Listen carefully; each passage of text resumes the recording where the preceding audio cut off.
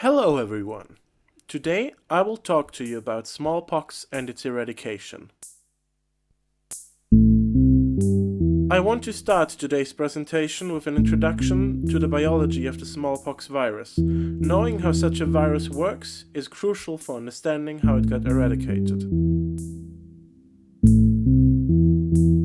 Smallpox viruses are the largest known viruses in the animal world, with a size of 200 to up to 400 nanometers. Smallpox can be transmitted directly from person to person via droplet infection. In addition, the infection can also occur through the inhalation of dust, which is produced when shaking out clothes or blankets of smallpox sufferers. The variola virus exclusively infects humans in nature, although primates and other animals have been infected in a laboratory setting. Even animals are infected by so-called mammalian pox like cowpox, monkeypox, or birdpox. Some of them can harm humans, but most of them are strictly host-specific. The incubation period of smallpox is about 2 weeks. At the onset of the disease, there is a severe feeling of illness, headache, and back pain, with high fever and chills, and pharyngitis. During this period, the patient is highly infectious. A biphasic course of fever is typical for smallpox. After 1 to 5 days, the fever drops and rises again after 1 day. After this, the typical skin symptoms in the form of spots and blisters appear. They occur almost all over the body, with the head, hands and feet being the most severely affected areas. Survivors, if they are lucky, are left with scars from these blisters. If they aren't, they could become blind, deaf or paralyzed. The smallpox vaccination is burdened by a number of vaccination complications, so that vaccination should only be carried out in the event of clear outbreaks. Quarantine measurements can also be used to stop the immediate spread. Simple forms of vaccinations have been known for a long time. The preventive infection with small amounts of variola viruses, which today is called variolation, has been known for at least 3,000 years in China, where crushed scabs of pustules were snuffed. In India, however, this material was carved directly into the skin. The second, safer vaccination method is based on the observation that people are immune to smallpox after they have undergone a mostly harmless cowpox infection. In 1799, the first smallpox vaccination in Europe was introduced. Only a decade later, mandatory vaccination was established in many countries. Today, many states store smallpox vaccinations in order to defend against smallpox being used as a biological weapon. Let us now go over the spread of smallpox and its history.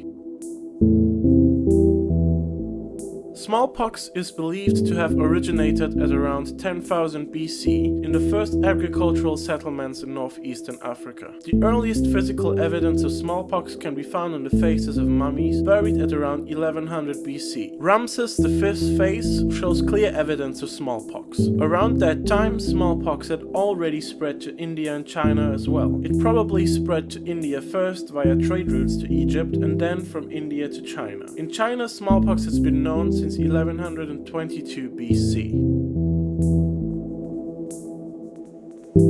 The Chinese were also the first to study smallpox in most of its aspects. The physician Ko Hung distinguished smallpox from measles in 340 AD in his Handbook of Medicines for Emergencies. He also described smallpox as a children's disease for the first time. Other early studies on smallpox were conducted by Arun, a Christian priest who lived in Alexandria in 622 AD. He was the first scholar outside of China to distinguish smallpox from measles. The most important Western scholar during these times, however, was Al-Razi. He was in charge of the hospital in Baghdad and wrote about smallpox in 910 AD. He clearly distinguished smallpox from other diseases and made first epidemiological observations, such as its seasonal incidence and its tendency to primarily infect children. Let us turn to the spread of smallpox to Europe now. There are a few different theories on when the first smallpox outbreak in Europe occurred. Some scholars suggest that it could have occurred as early as 430 BC, while others suggest the 2nd century AD. In contrast to these theories, the first definite spread of smallpox in Europe happened in 710 AD when the Moors invaded the Iberian Peninsula. In 731 AD they tried to push into France and failed. However, even though they left, smallpox stayed and can be viewed as the Moorish legacy.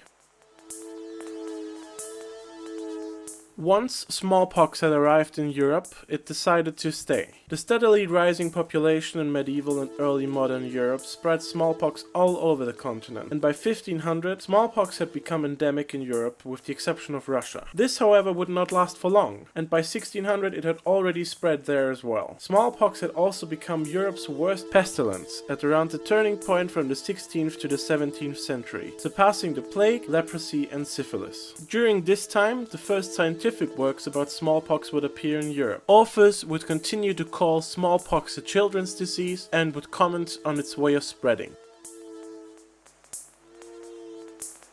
Smallpox first spread from Europe in 1241 AD, when it reached Iceland and devastated the population there, killing 20,000 out of its 70,000 inhabitants. Once it had spread to Russia, it also spread to Siberia and wreaked havoc there too. Undoubtedly biggest consequences, however, arose when colonizers brought smallpox with them to the Americas, parts of Africa and Australia. For brevity's sake, I'm only going to talk about what happened to Native American populations when they became exposed to smallpox.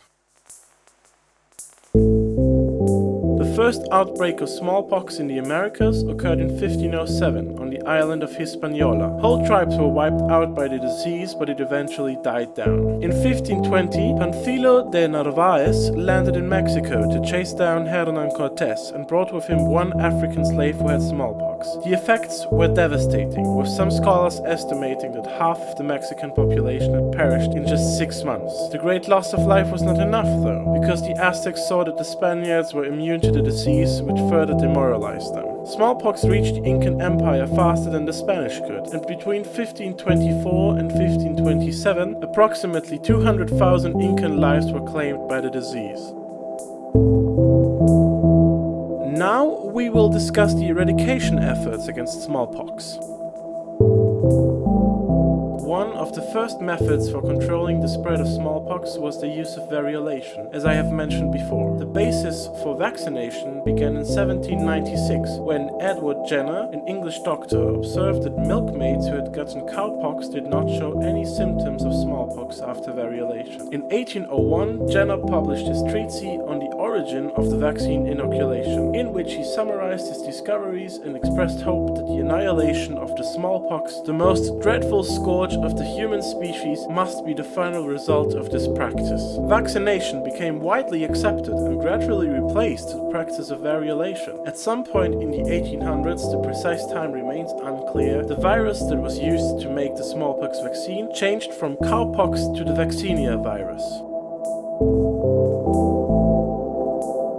In 1959, the World Health Organization initiated a plan to rid the world of smallpox. Unfortunately, this global eradication campaign suffered from a lack of funds, personnel and commitment from countries, as well as a shortage of vaccine donations. Despite the best efforts, smallpox was still widespread in 1966, causing regular outbreaks in multiple countries across South America, Africa and Asia. The intensified eradication program began in 1967 with a promise of renewed efforts. This time, laboratories in many endemic countries were able to produce more higher quality freeze-dried vaccine. A number of other factors also played an important role in the success of the intensified efforts, including the development of the bifurcated needle, establishment of a surveillance system to detect and investigate cases in mass vaccination campaigns, to name a few. By the time the intensified eradication program began in 1967, smallpox had already been eliminated in North America and Europe, leaving South America, Asia and Africa. The program made steady progress toward ridding the world of this disease, and by 1971 smallpox had been eradicated from South America, followed by Asia and then finally Africa in 1977.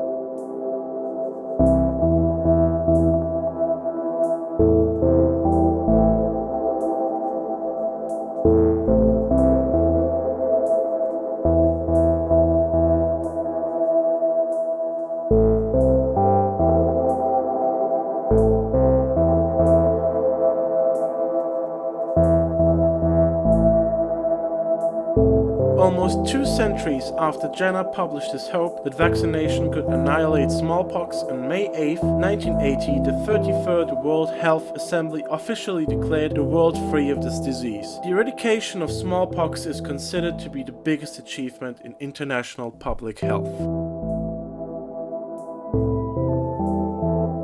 Coming from the eradication of smallpox, we will now look into the disease's socio-cultural and political impacts on the world. This part's main focus is a case study on San Francisco by Susan Craddock, where in a short span of time 4 smallpox epidemics occurred. In the 1850s and 60s, tens of thousands of Chinese people came to the USA to work. After the finalization of the railway across the US, many moved to the at the time biggest city on the West Coast, San Francisco. In 1875, an economic recession led to mass unemployment, particularly of white working-class people. Furthermore, it must be acknowledged that a large cultural rift between Caucasian whites and Chinese people has always existed, which presents additional challenges. Because we are already fighting to stay inside the time limit, we cannot go further into this study. Our main takeaways are that from a broader perspective, health crises expose societal issues. As there always is a need for blaming someone or finding a scapegoat, this leads to discrimination and hatred between groups inside societies. There obviously is a political component. In an epidemic, politicians first need to deal with the disease and quickly take or figure out appropriate measures. Economic issues, cross-cultural tensions, and on top of that, a disease like smallpox, creates a perfect storm. Thanks for watching.